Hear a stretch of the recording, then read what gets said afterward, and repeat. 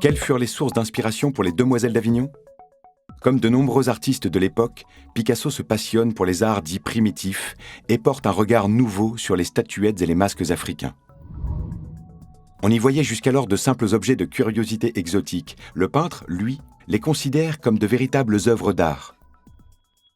Il découvre ces œuvres majeures par l'intermédiaire des collections de ses amis, comme Vlaminck ou Derain, ou encore au musée d'ethnographie du Trocadéro à Paris, qu'il visite au printemps 1907. Il intègre leur caractère brut, efficace, synthétique dans la représentation du visage de la femme en haut à droite des Demoiselles d'Avignon.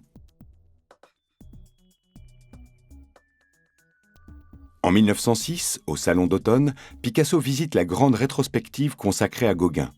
C'est un véritable choc.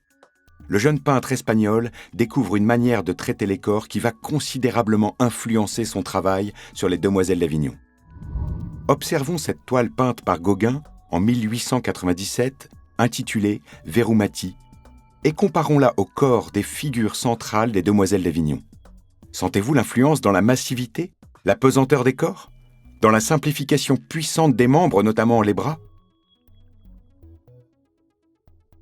Toujours en 1906, au Louvre, Picasso a aussi découvert la sculpture ibérique datant d'avant la conquête romaine. Regardez cette tête masculine du IIIe siècle avant Jésus-Christ. Le visage n'est pas schématisé comme dans l'art africain, mais les volumes sont réduits aux simples organes des sens. Les yeux un peu globuleux sont traités de manière graphique. Observez maintenant le visage des deux femmes centrales des Demoiselles. La ressemblance est frappante.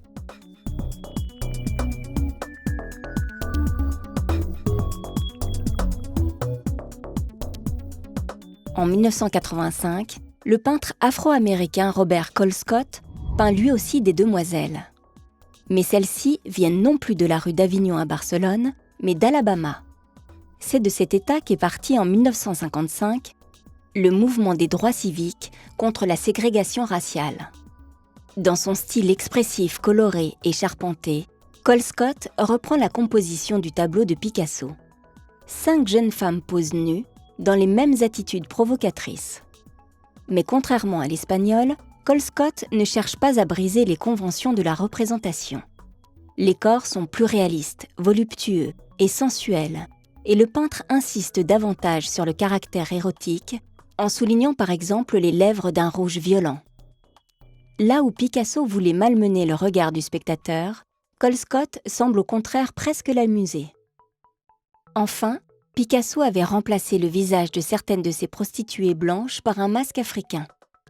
Colescott, quant à lui, prend le parti de représenter 3 véritables femmes noires.